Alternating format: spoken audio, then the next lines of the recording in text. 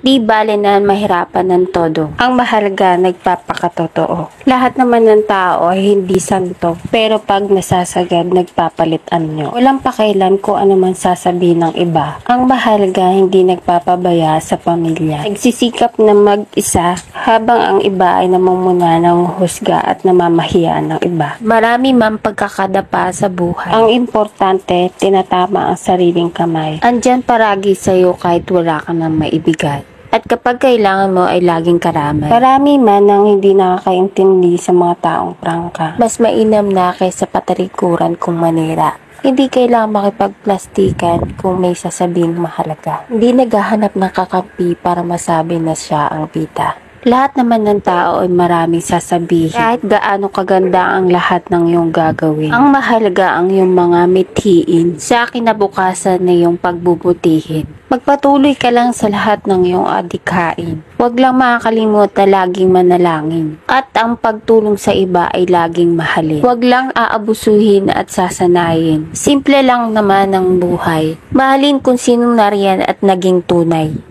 Di naman kailangan na marami kang maibigay. Ang mahalaga ang iyong pagsasakripisyo at paggabay.